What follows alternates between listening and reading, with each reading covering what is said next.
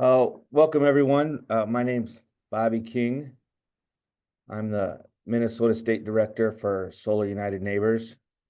It's 7 now, so I like to kind of do a slow start. So I'll speed up as we go, but go slow here at the beginning to let some latecomers get here without missing much. Other Sun staff are a part of this webinar.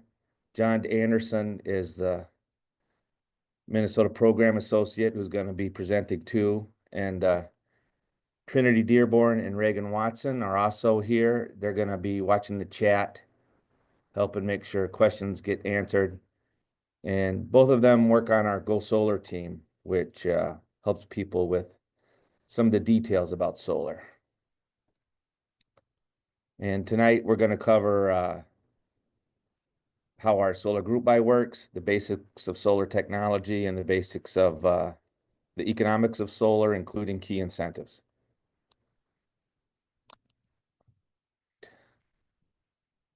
Okay. Oops. So, I already goofed it up.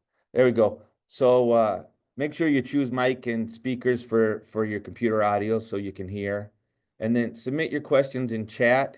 And with chat, I think the default setting is to send it just to the panelists. But if people right now could switch it over to everyone, and if you don't mind putting in your name, where you're from, and your strongest interest in solar. We'll just make sure folks have that figured out and get a sense of who's here, and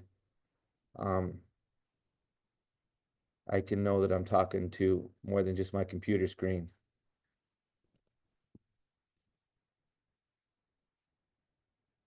Give people a chance to figure it out. So again, in chat, I just did it, Bobby King, Minneapolis. My strongest interest in solar is really it provides an opportunity for more people to benefit economically from our energy transition, democratizes the not just the production of power, but the sharing the wealth of power production. Pam Johnson, Linden Hills, Bill Reinhardt, Minneapolis, John Anderson. Yeah, just keep them coming.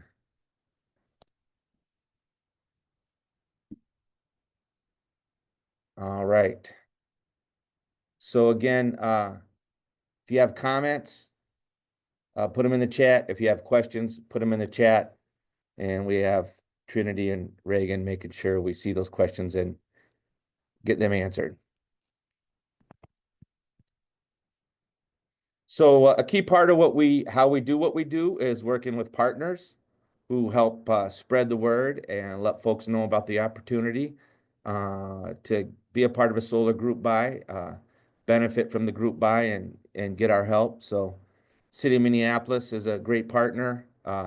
Minnesota Renewable Energy Society, City of Coon Rapids, and City of Minnetonka.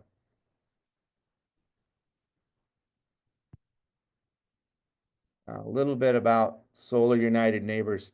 We're a vendor neutral national nonprofit, so we don't have any specific relationship with any solar installer.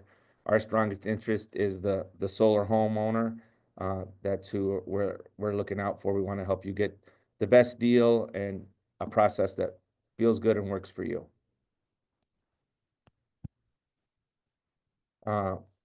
This is how we think about ourselves, our kind of our mission. We help people go solar, join together, and fight for their energy rights. So we help folks go solar. It's a big part of our work, but we also engage people that want to be in local, state, and federal policy that makes more distributed solar possible. We've helped 9,200 folks go solar around the country.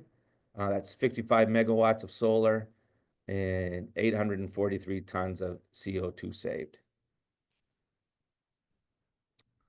In Minnesota, it's just a little over 280 now. 200, it says 279, but a few more have gone solar since I made this slide. 279 folks go solar, and you can see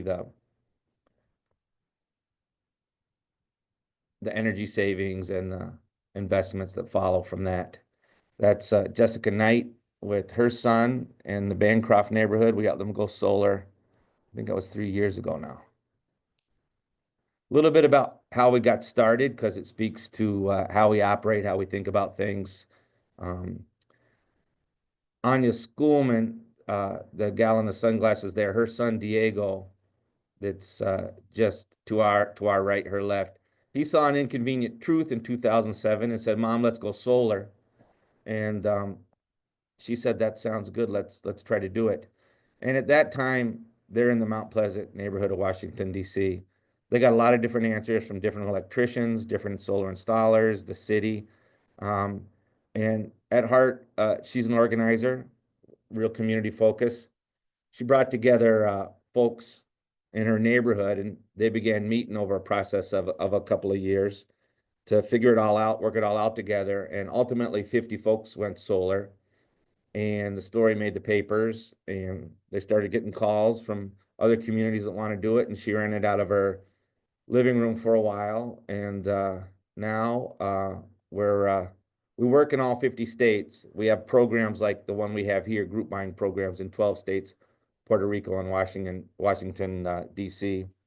And we've done over 425 solar group buys at this point. So again, here's our theory of change. Help folks go solar, join together, and fight for our energy rights.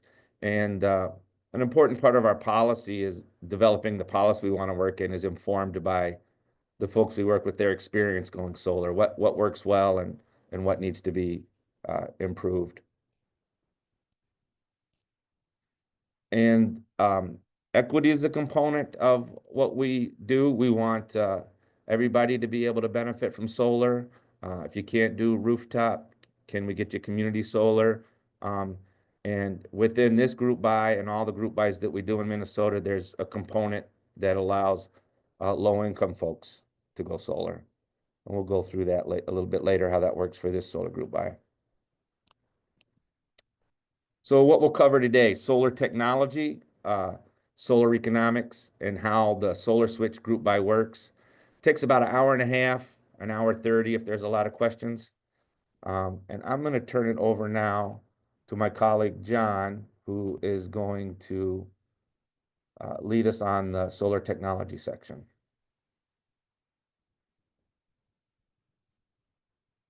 Hi, everyone. My name is John Anderson, and I am the program associate here for Solar United Neighbors. And so I work with Bobby, working on helping people go solar. And I'm going to talk a little bit about solar technology and sort of how the whole system works.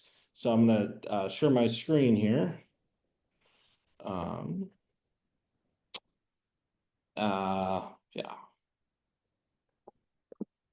And then can everyone see the solar technology? Yeah, John, but we see your whole, we don't see it as a slideshow. There we go. Okay, perfect. Okay, thanks. Great. So here's a sort of basic question. How do solar panels work? So solar photovoltaic, or PV as it's often abbreviated as, are basically a way of converting solar energy from the sun into electricity. The way that works is a light from the sun strikes those photovoltaic cells inside each solar panel, and that creates a stream of electrons in the form of DC or direct current electricity. That's the same kind of electricity that comes out of like a car battery. And then that goes into what's called an inverter that turns that into AC, or alternating current electricity, which is the type of electricity that you can use in your house to power your appliances. And then any excess that's created can actually go back onto the grid. And the majority of today's solar market is photovoltaic technology. There are a few other types of it, namely thermal technology that can be used to sort of heat a swimming pool, things like that. We don't really work in that space, and we're just going to be focusing largely on, again, photovoltaic technology. So here's I'm going to go over some important terminology here that might remind you a little bit of maybe your high school science classes. But a sort of solar system on someone's house is sort of broken into four big components. The first one is going to be the solar array, or number one here on the diagram. And that's those are the panels that again generate that direct current or DC electricity from the energy that comes from the sun. And then that electricity then flows into number two, which is called a solar inverter, which again is a device that turns that direct current into alternating current, or AC, which is the type of electricity that you use in your house. And then we'll go into the electrical panel, which is number three, and that will send that AC electricity into your home to go to your fridge or your lights or whatever it is. And any excess electricity that's generated can go out through number four, that's the utility meter, that can track the amount of electricity that's coming into your house and going out of it at any given time. And then once that electricity goes out on the grid, it'll go to usually your sort of neighbor, whoever needs it, who's closest to you. And in exchange for that, you get a credit from your power company. So that's so thing to remember is that utility meter sort of goes back and forth. So at night, there's no real solar energy being generated, so you're taking electricity off of the grid. And then maybe on like a very sunny but cool day where you don't have the AC on, you would be putting lots of electricity back onto the grid, and the meter will be tracking that. And actually, with sort of modern arrays, you can see it all on your cell phone, on your smartphone, and they have apps for it. It's actually a pretty cool way to sort of see in real time what's going on. And these are sort of the system components of a panel. So I'm just going to talk about what a solar panel itself is made of. It's sort of a sandwich of a bunch of different layers. Right in the middle there is the solar cells themselves. And that's what actually, again, turns the photons from the sun into electricity. And then there's the frame, the glass, and the encapsulant. And that sort of goes around it to basically protect the cells. And then there's a junction box on there, which transmits the power from the cells themselves to your inverter. And in terms of scale, a solar panel is made of a bunch of different cells. Each individual one is made of silicon. It's not very big, but there are typically about 60 to 72 on an individual panel, and working together, they all can generate a lot of electricity. And they're fairly large in size, about 6 feet by 3.5 feet, so the size of a normal-sized American flag. And then while each panel has a large number of cells into it, the solar array is the term we use to describe all of the panels. And then just talk briefly a bit about the panels and warranties. Panels come with two different types of warranties. The first one is called a production warranty, and that's a warranty from the manufacturer that says that the panel will have the ability to generate electricity generally for up to 25 years. Sometimes it might be 20 years. Panels over time get a little bit weaker sort of each year, but they typically, even after 20 years or 25 years, can still produce between 80% and 87% of the amount of electricity they were creating when they were brand new. So they do degrade a little bit over time, but that's still pretty remarkable when you think about how efficient they still are after even 25 years. And then there's another type of warranty that your solar panel will have called a product warranty. And that covers any defects that might have happened in the manufacturing process. And those can vary a bit. Usually the amount is the warranty goes for 12 to 25 years. So yeah, that's how sort of warranties work. And I'm just gonna again review a little more terminology. Again, might remind you of maybe junior high or high school science class. A watt is a unit of power that measures the rate at which electricity is being consumed. So if you think about like a 60-watt bulb, that means when you turn that on, it's using continuously 60 watts of energy to generate the light that it puts out. And then a kilowatt, all that means is it's a unit of power equal to 1,000 watts. And then a kilowatt hour is just is a unit of energy that's equal to using a kilowatt over the course of an hour. And that's generally what, if you look at your electrical meter, is what it will say on the number on there will be this in kilowatt hours of sort of how much you've used. So to give an example, let's say you decide to have a really bright light array in your backyard, and you hooked up 60 or 100 60-watt bulbs. If you turn that all on, 60 times 100, that would be 6,000 or 6 kilowatts of power being used. And then if you left it on for an hour, that would be 6 kilowatt hours. If you left it on for 2 hours, it'd be 12, et cetera, et cetera.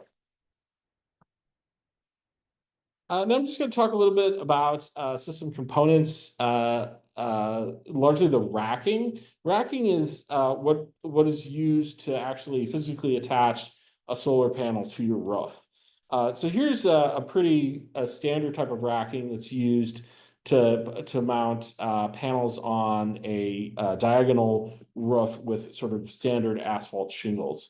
You can sort of see it sort of is bolted into the roof, and then the solar panels hook onto those rails that are connected to those bolts that go into the roof.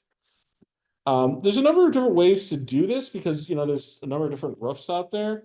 The good news is that there usually is a racking solution for most roof types. Asphalt shingles, clay or metal tiles, standing or corrugated metal roofs, or a rubber membrane roofs. All have sort of products that your installer will know about to be able to install your solar panels. If you have a slate roof, I think those are not nearly as common in this part of the country, but that generally means it's going to cost a little bit more because a slate is more difficult to work with than a standard asphalt shingle. So I don't know if anyone here has a slate roof, but that's something to keep in mind. It's a little more difficult, so there might be an extra charge there. And then, the racking system itself is usually attached to the roof. It'll usually have metal flashing, like in the top left-hand corner, to prevent any water from getting into your roof. Another way is sometimes if you have a flat roof, they'll be able to connect it just by using ballast, like a weight of concrete there, that it doesn't even have to go into the roof. The weight of the whole system will just keep it on there. And then you can see these are just different ways of connecting the racking to the roof and connecting the solar panel to the rack. Another thing to remember is that if you have a very, very large yard or you live in a rural area, you can also do ground mounting systems. Those generally will take a bit more space. But it's just putting the solar panels onto sort of a metal structure that just goes directly into the ground. And then all photovoltaic systems have to be grounded directly to the earth to make sure that they don't build up a charge over time. So you can't have a solar system that's just not connected to anything. It has to have a wire that will ground it to the earth. Here's another type of roof some people might have. Standing seam metal roof, and this sort of system that this photos of uses clamps rather than bolts to attach to. So again, there's a whole bunch of different ways to connect things, and your installer will know the best way to sort of do that. Here's another photo of what I was talking about when I talked about ground mounting. As you can see, it takes more space, obviously, than your roof, but you can put more panels on it. And if you have a very large yard, or maybe if you live in a rural community, that's very much an option you can go for too. Now I'm going to talk about inverters. Again, those are the inverter is sort of the way that sort of all the solar panels are connected together. So there are three main types of inverters that your installer will use: the string inverter, the micro inverter, and then the string inverter with DC optimizer. Those are sort of three pictures of the types. String inverters are generally used for large arrays that don't have a lot of shade. The reason for that is sort of if you know that your panels will all be generating sort of the same amount of energy at the same time, getting the same amount of sun, hooking them all up in a string makes sense. Micro inverters are used if your panels will be getting different amounts of sun or shade at different times of the day. So maybe you have a tree by your house, or you'll have some panels facing, say, east and some facing south or something like that, then microinverters might be a better option for you. And string inverters with DC optimizers, that's the one in the middle, they sort of combine both technologies to give you the best of both worlds. The big thing to remember is that your installer will know the best inverter for your specific situation, but there are different types of them. And just to overview them briefly. So yes, this is the string inverter like I was talking to. All the panels are hooked up in a string, and this again is best for a roof with very little shade, and so you're getting the same amount of sun. All the panels are going to hit with the same amount of sun at the same time. And then microinverters, as you can see, there's an inverter on each panel that then connects to the main line that then goes into the house. Again, that would be if you have a number of trees around your house, or maybe your panels will be on different places and that sort of thing. And then the central inverter with DC optimizers, again, that sort of combines the sort of the two systems. But again, the big thing to remember is just that your installer will know the best fit for your situation.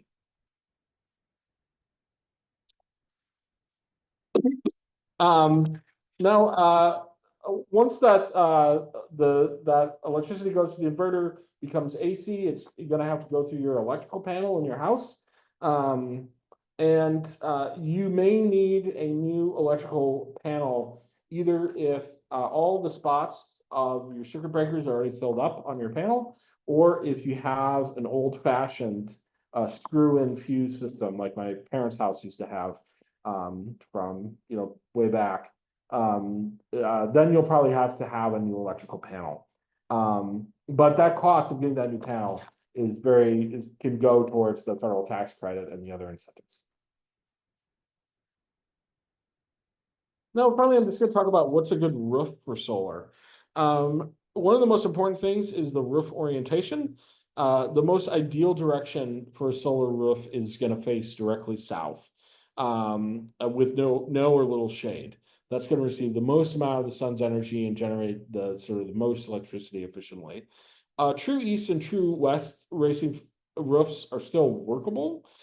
They capture more than 80% of the sun's resources compared to due south, sort of depending on the roof's pitch. And a roof that faces north is pretty much going to be infeasible. Just it doesn't get enough sun to justify the amount the amount of electricity they'll generate. It just isn't really worth it. So that's something to keep in mind. Again, you want little to no shading. Ideally, the solar panels will be free from shade between 9 a.m. and 3 p.m., which is when the sun is at its brightest. Because that's when the most of the solar resources is available there. And again, this is just an example of where those microinverters could come in. If house number 2 on the diagram, if you did have half of your roof is going to be shaded during one part of the day and the other half won't be, it would make sense to use those microinverters. And there also needs to be enough space on your roof to mount the panels. Solar arrays are, again, fairly large. Each individual panel is, again, 6 foot by 3.5 feet, and an array is composed of multiple panels. And there's also a state rule in the state fire code that says that a certain percentage of your roof has to be free of any panels or racking in case the firefighters needed to cut into it if there was a fire. So that's a state fire code rule that means you can't have it totally all over your roof. So a good ballpark way to think about this is you're going to need at least 200 square feet of unobstructed roof space to mount a system between 2 to 2.5 kilowatts. And an average array is going to be more like 6 to 8. So if you had a 6 kilowatt array, you would need 600 square feet at a minimum of unobstructed roof face. And then remember, when I say unobstructed, you have to take into account things like chimneys, vents, dormers, gables. Everyone's roof can be a little different in that. So this is something that your installer will be able to work with you on, but it is something to keep in mind if you have a smaller home or you have a home with a lot of stuff on the roof. for whatever reason. And then final point, and this is very important, is the age and condition of your roof is important when you're thinking about going solar. If the roof has less than 10 years of life left, we would strongly recommend that you replace that roof before you go solar. And the reason is because obviously once you have all the racking and the solar panels up there, redoing the shingles is going to be a problem. So if again, if you have an older roof, that's something you should really, but you want to go solar, it might be still doable depending on what the age of the roof is and that sort of thing. But that's something to keep in mind. And then, at a minimum, you want the roof to last as long as it takes for the system to pay for itself. So that's usually between, 10, 12, a little more years here in Minnesota. But again, that's just something to keep in mind depending on how old or new your roof is. But yeah, so anyway, that's the technology part of the meeting, and I'm going to throw it back to Bobby, who's going to talk about net metering.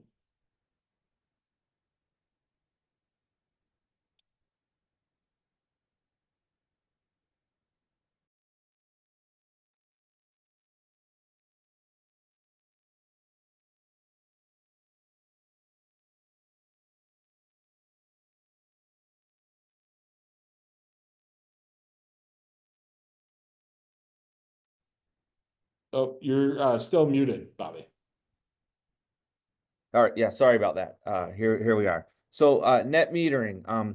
Minnesota was the first state to adopt net metering in 1989, and the way net metering works is when you produce more solar power than you use, it goes back on the grid. It goes through your utility meter. The meter actually runs backwards, and your neighbor, your closest neighbor will use it. Electricity wants to be used up. It's going to go to the closest draw. So your neighbor's TV, stove, air fryer, whatever they got on, it's going to go there. So your solar power goes to their house, to their appliances, and but Xcel Energy charges them for the power that you produced. So you get a credit on your bill for that power that you supplied to your neighbor, um, that Xcel then charged them for. So a lot of people think about solar as about self-reliance, making yourself more self-sufficient, and that's an important aspect of it, and that's true. But it's also about creating a distributed power system where you're sharing what you produce and don't need. So the billing works like this, really. Let's say you took 300 kilowatt hours from the grid. You exported or put back onto the grid 200 kilowatt hours. You produced that and you didn't use it. You'll be charged by the power company for 100 kilowatt hours. Now that could be reversed, and it could be you use 200 and exported 300, then it would be a negative kilowatt hours, and you'd get a check. And you could different utilities let you settle up differently. You can do it once a year or month by month. When you go through the process, you'll decide how you want to do that.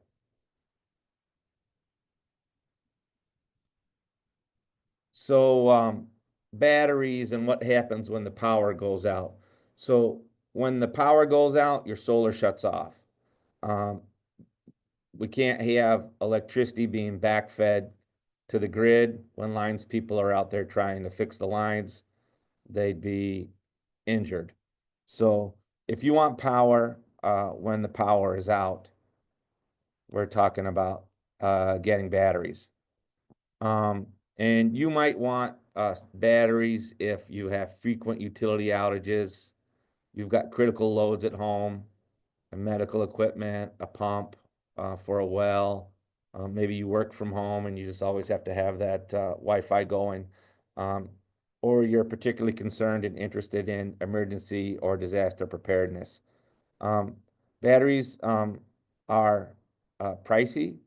In the scheme of things, the cost is coming down from year to year. But right now they would add a substantial cost to your solar array.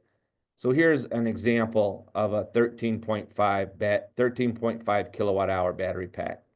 That would be fully recharged by this person's solar array daily.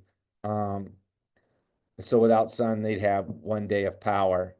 And then when you get batteries, you'll work with your installer to decide what are the critical loads that you want to power. You won't just power your whole house. It would use up the battery too quickly. So your refrigerator, a microwave, cable modem, medical equipment, things like that. Anything that produces heat, like a stove, dryer, electric water heater, usually you wouldn't include those because they just draw so much power. And I think this example is a little bit old, but it gives you a sense of the cost. So it's half again the cost when you're adding batteries. And I think maybe it's gone down some, but and we do have a really in-depth battery storage guide. And we have some folks on staff that love talking batteries if you're getting into batteries and have questions.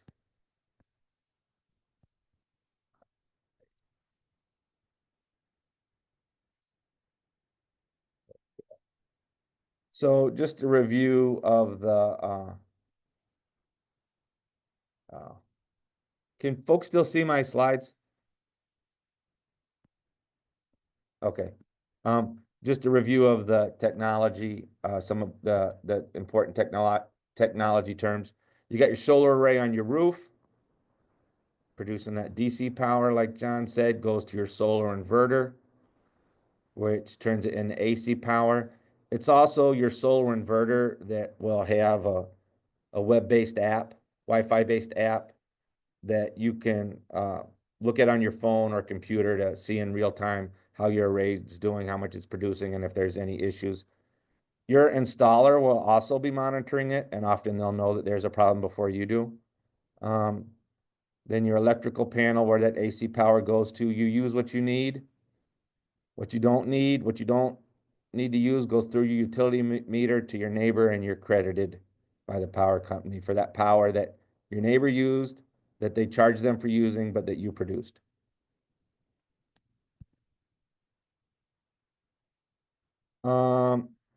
Go through a couple of frequently asked questions and pause to make sure we got everyone's questions so far. So John went through the warranties again. The production warranties are typically for 25 to 30 years. They run between 85 to 92%, meaning that on the 25th year, if it's a 25-year warranty, that solar panel is going to produce 90%, 85%, whatever the warranty is, of what it did on day one. So it's a product that manufacturers have confidence in, and we fully expect that they'll be producing way beyond 25 years, but that's what the guarantee extends to. Homeowners insurance, this is a mixed bag.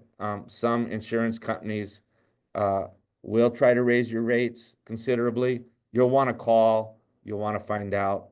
I saw there was a question about if you have hail damage or you've got an insurance claim and your roof needs work, the insurance should cover the cost of removing the panels and putting them back up. Now, I just did work with a homeowner whose insurance company was trying to lowball them on what that number was. So, again, it's good to ask and see what they tell you there. Maintenance, you know, we don't want to say maintenance free. There's no such thing as maintenance free, but there's no moving parts. There's nothing you have to go out and do regularly. Snow is something people are concerned about. Snow on most roofs in Minnesota are at a steep enough pitch that it just slides off, and it's not a problem. You do lose some production, but we have so little sunlight in the winter in Minnesota that you're not losing really that much. How long do systems last? Again, the expectation is, 25 years and more. This newest technology, these new better panels, they haven't been up for 25 years, so we'll see, but the expectation is 25 and more. Homeowners associations, we passed a law that says if you own the home and you're responsible for the roof in your HOA, they can't block you from going solar. They have to allow it. If you're having trouble, we'll help you. Historic districts, a little tougher, especially if the panels face the street and are visible. They can be hard to get them past historic districts. Any more questions that did we see? Strong winds, someone asked about. Yep, they should hold up in strong winds. We've had plenty of strong winds and haven't seen any troubles. Roof warranties. You know, Beth, that's a good question. I do not know the answer to that. I just got a new roof myself. I don't have solar. Because my house is too shady. I got community solar, but I was really pleased with the roof warranty I had. We'll have to look into that unless someone else here knows the answer. What is the other warranty, not the production warranty? So there's the production warranty, which we talked about, and then there's a product warranty. That's the typical free from manufacturing defects. And those are typically anywhere from 15 to 25 years. So the panels are a well warranted product. The inverters used to be more like 10 to 12, but they're stretching those out now to try to match the panels. All right.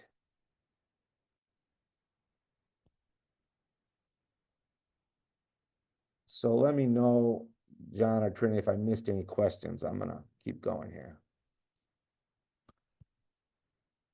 The economics of solar.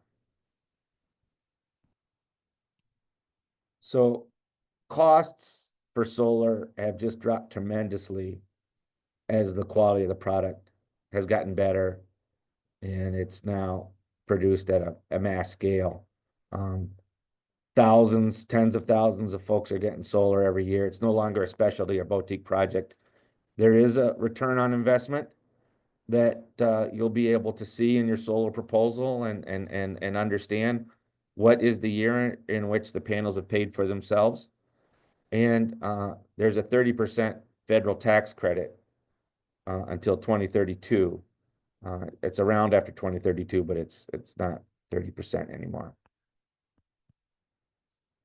Oh, there, sorry. So yeah, from 2022 till 2032, the tax credit is 30%. Then it steps down to 26% and then 22%. It was set to sunset and the IRA, which I just forgot what stands for. Sorry, extended it. So again, that's a credit. So it's a credit against taxes owed. So if your tax burden is less than your credit, you don't get cash back. But you can roll over that credit until it's used up.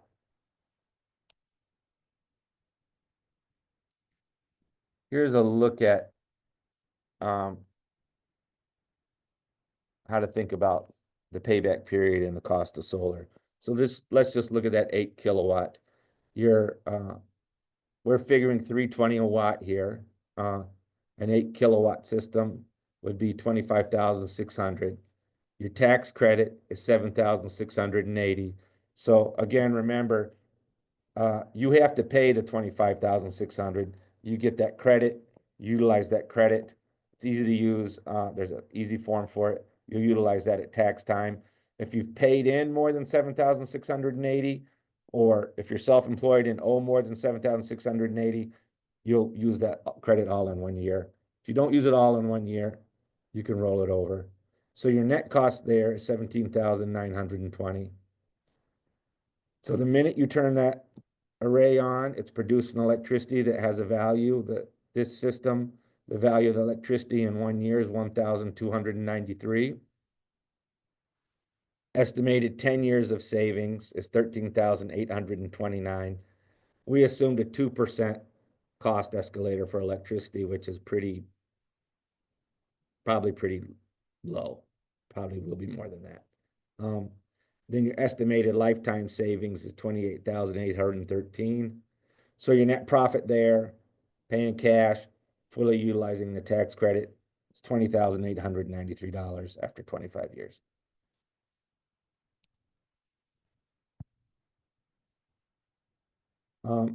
Here's a look at loans. Let's just go out to that far right side for the 8 kilowatt 15-year loan. What you'll want to think about is what is your monthly loan payment, and then what's your savings, so you can understand the difference that you're incurring every month for 15 years. So for 15 years, you'll be paying $25 more per month than you would before solar. After that, the solar is paid for. You still have a 25-year net gain, but of course, some interest ate into that, and it's less. There's money to be saved with the shopping around for financing. Some installers offer financing. Hear what they have, hear them out. Make sure you ask them and they tell you if there's any dealer or origination fees and what those numbers are. But on our website, solarunitedneighbors.org/financing, we have all the reputable financing we know of. There's some national options. If you scroll down to the bottom, you can click on Minnesota, and there's some Minnesota-specific options. One Minnesota-specific option we really encourage everyone to look at, the Minnesota Center for Energy Environment does a solar loan with a quick turnaround, low fee, a decent interest rate. I always suggest people start there and see if they can beat it. They partnership with some city governments, and there's an interest buy down through those programs, so you get a lower interest rate. So it's especially worth looking to see if you happen to live in one of those cities and can get a better interest rate.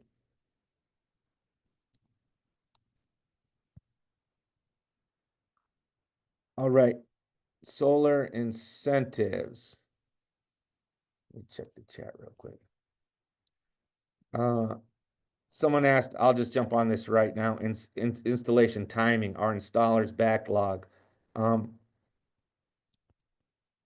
Yeah, it does take some time between when you sign a contract and getting your solar installed. And if you're interested in this year, the sooner you sign, the better.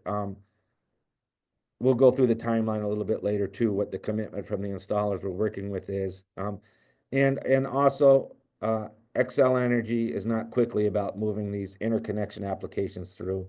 And there can be hangups there that are no fault of the installer that can slow things down too. Once you get approval from Xcel and any local permits, solar goes up in 1 or 2 days in most cases. So the timing is all about getting on the calendar and working the interconnection process, interconnection approval through with Xcel. So if you're an Xcel customer, you qualify for Xcel Solar Rewards, which pays 3 cents a kilowatt hour for 10 years. There's plenty of money in the pot. They're not going to run out this year. You have to limit the size of your array to 100% of your, sorry, it says production, that's wrong, of your annual usage to qualify. So in the way Xcel Energy determines how much solar your array is going to produce, overestimates how much power that array will produce.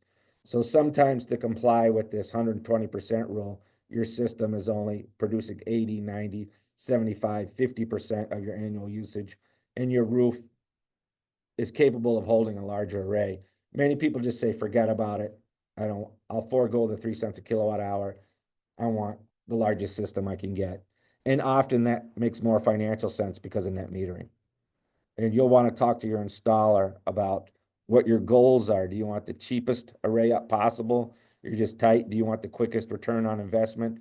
Do you want just the largest system, even if it costs more per watt because you just want to be producing as much clean power as you can.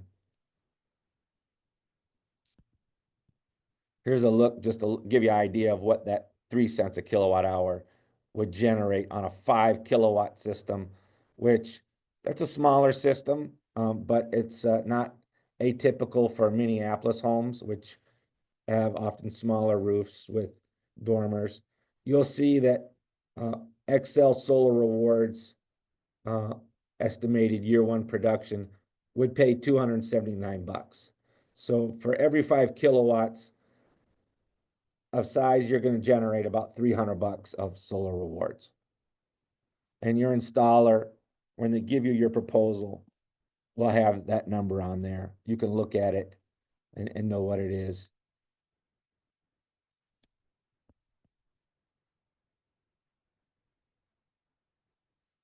So there's a question about the 3 cents a kilowatt hour and net metering. No, the 3 cents a kilowatt hour is in addition to net metering.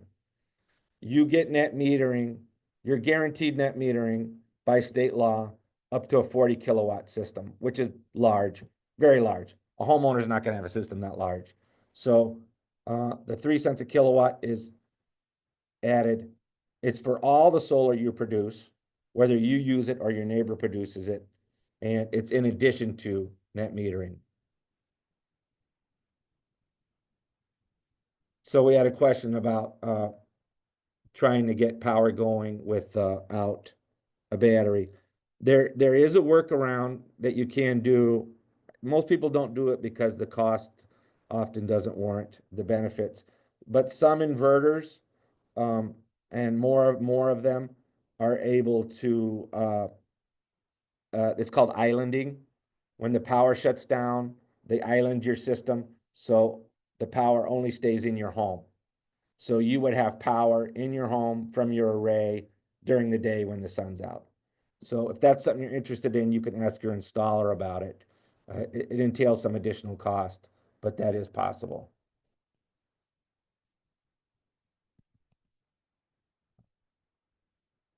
All right.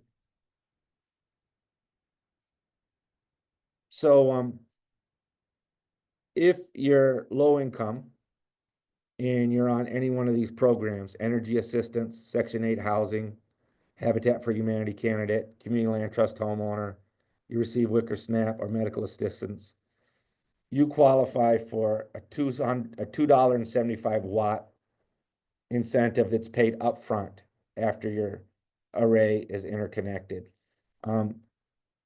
Through our program, through this group buy, that's deducted from what you owe the installer. That money will go to the installer. You never have to front it. That's 90% of the cost of solar. So it's a very substantial incentive. You do have to limit your system to 120% of your usage. And I explained the concerns about that. We've developed some workarounds for people that's forcing them to get a small system, and we're working on getting Xcel to improve that.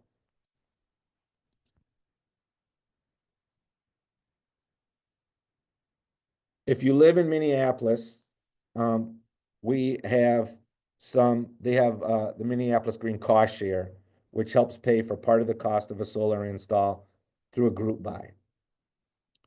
And it pays a different amount depending on your situation. Pays 20 cents a kilowatt hour for your estimated first year of production for anyone. 35 cents a kilowatt hour for folks that live in the green zone, no matter what your income is, as long as you live in the green zone. I'll explain what that is in a minute. And if you qualify, if your income qualified for the Xcel income qualified solar awards, you can get 40 cents a kilowatt hour, which should fully cover the difference. And your out-of-pocket cost for solar would be, you would have no out-of-pocket costs. The green zone, that's a map of the green zones. If you want to know if you live there, just Google Minneapolis green zones map, and the city has a map where you put in your address.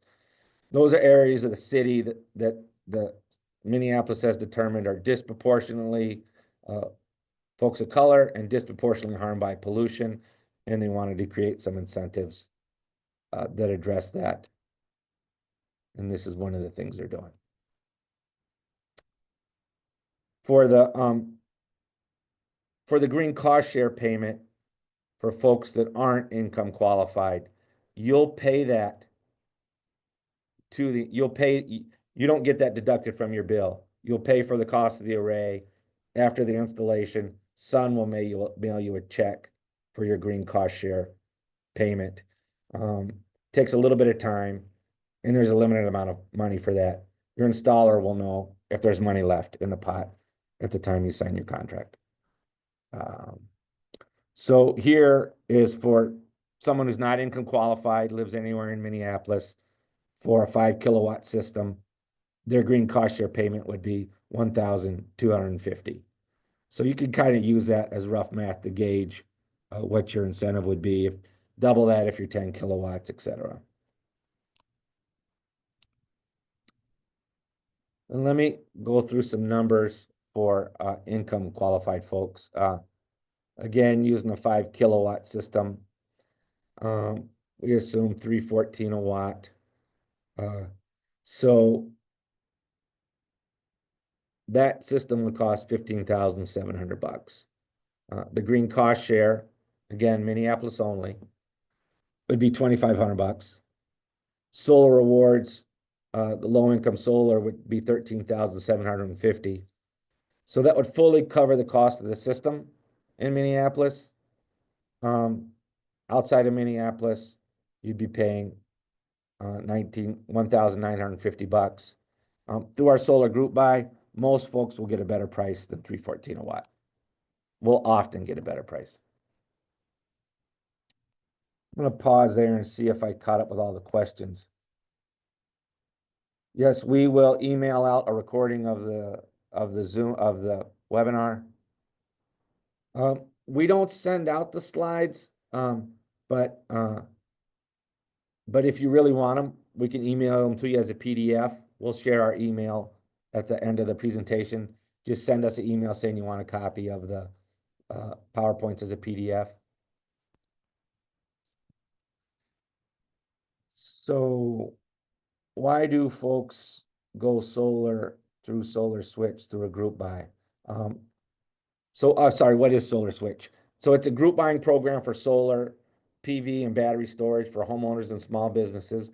Right now, we have 1,300 people signed up. So that's a lot of buying power. It gets you a good price. Going solar can be confusing. If you've ever tried to research going solar on the internet, it's just bogged down with paid ads. And it is very confusing to navigate unless you happen to know who are the truly local installers. There's out-of-state installers that try to present themselves as local. So for many people, it creates a confidence knowing that Sun has vetted these installers. These installers are local. These installers have solid reputations. And Sun's here to help if there's a problem. We also work with a company called iChooser. They're a part of this too. They run the Solar Switch software and help with some of the mechanics there and some of the marketing.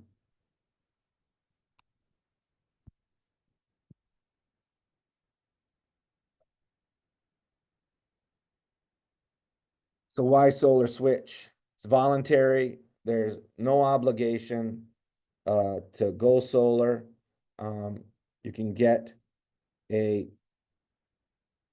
proposal from one of the winning installers at no cost to you. There's a refundable deposit I'll go into later, but you're going to get a great value on your installation. We're going to give you the tools to make an informed decision. And a lot of folks that go solar through our group buys like to stay engaged with Sun and work on solar advocacy. You don't have to, but we welcome you to. Benefits of group buying. Yeah, a savings of 15 to 25%, hassle-free process with the online platform. It's pretty easy. Vetted installers, technical research completed to ensure quality warranty products are installed, and that they're companies that are going to be around, going to be in business, are financially sound. And there's customer service from direct from Solar Switch or from Sun, whichever you want, or both. This is just a little explanation of why the group buy works. You'll see that in 2010 to 2020, the cost of solar has gone down dramatically. System components have gone down dramatically as they've gotten better, as mass production has happened.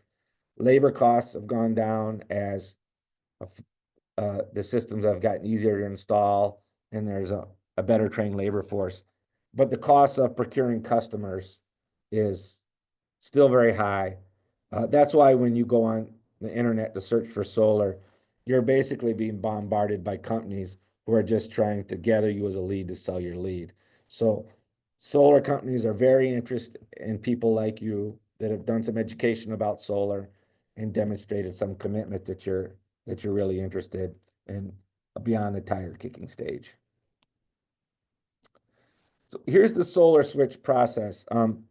You register online.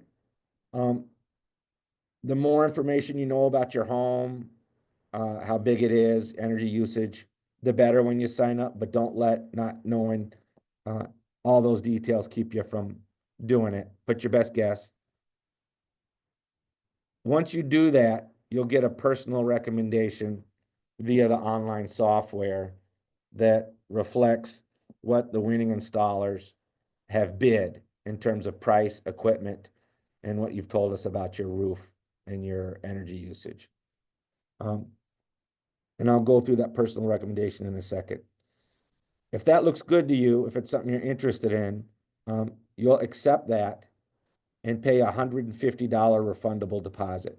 You get that deposit back whether you go solar or you don't go solar. It's just a way to make sure the folks that are moving on to talking to the installer have some serious intent. If you qualify for one of the income qualified programs, you don't have to pay the $150.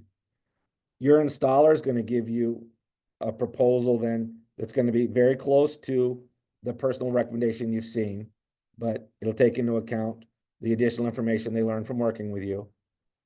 They'll present you with a contract, and you sign that contract or you don't sign that contract. That's totally up to you. There's no obligation. It will not be high pressure. Then you get on the installation calendar and your solar goes up. And, I fully expect that some people on this call will be solar by the end of the year and many early next year. So here's what the website looks like. And many of you, maybe you've already done this. You'll go to solarswitch.com, Twin Cities, answer a series of questions. Now that we've already had the auction, installers have already been selected, you'll get a personal recommendation almost immediately. And here's what that is going to look like. And I know it's small. I'm going to break it down into slide by slide, more legible. But there's 3 winning installers. They're all locally owned, local companies. I know when we've worked with the owner of all these companies, they're good companies that do good work, are going to be around, and they're folks that live and work in the community. All of these companies, it's their workers that do the installs. There's no subcontracting. So the 3 winning companies were All Energy, True North Solar, and iSolar. And we've broken the city into zip codes. So you'll get an offer from one of these companies. The price is all the same. The equipment is all comparable, but you'll get an offer from one of these companies depending on your zip code. And here's what that top of the offer looks like. I put myself in there. It'll be your name. At the top it says Bobby Test, King Test. I did it so they knew this was not, it was me. So it tells me, based on the information I put in about my house, that 12 solar panels, system size of 5.1 kilowatts, is what I should get. It'll cover 53% of my annual usage. I've got a small roof with a lot of shading and 2 dormers, so that's just limiting me. You can subtract and add panels there, see what different numbers look like, or maybe you realized you've learned since then that you could accept more panels than you thought you could. So that's adjustable. Then here will be the cost of the system. And then the possible tax credit, they're estimating what your 30% tax credit would be. So then your net cost. Again, you're gonna have to pay the $16,000 out of pocket, and you get the credit at tax time. Look at the red underlined. It says switch to loan offer. So once you get your offer, there's a lot of links like the blue one where you can change some information or look at things in a different way. And this is an important one to know it's there. So this is it presented as what my cash price would be. If you switch to loan offer, you'll get a box that looks like it'll switch over to something like this. So this would show this shows my monthly loan payment. It's for a different system, but it shows the monthly loan payment, your estimated electricity savings. So you can get a sense of what those two would be. If you're going for a loan, that's going to help you get a handle on what those numbers are going to be looking like for you. And again, you can switch back and forth. Then below that on the offer is going to be this information. It's going to estimate your bill savings, your additional incentives, which in this case is the solar rewards. It's going to be $12 a month estimated there. Then it'll show you your estimated 25-year net savings. And then at the bottom, it has the equipment that's being used, what they look like, what they are, and a lot of details about their warranties. So at the very bottom, you'll see this, that to move forward, you pay a $150 deposit that's returned 1 month after the decision deadline, which is October 1st, or you can get it earlier if you take some steps to do that. So after you accept this offer, what you're saying is, yes, I'm serious. I want one of the winning installers to give me a proposal for my home.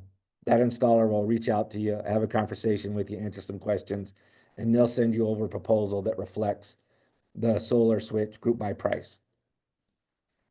So offers are going out now. Proposals are being sent to folks from installers now. The deadline to accept an offer is October 11th. After that, the price is no longer available. So again, if you haven't already signed up, here's the website to sign up. And the best way to reach us, me, Trinity, or John, is this Minnesota team at solarunitedneighbors.org. That goes to all of us. We all see it. If you want to talk to us on the phone, just say you'd like a phone call, put your number in there. We'll give you a call back.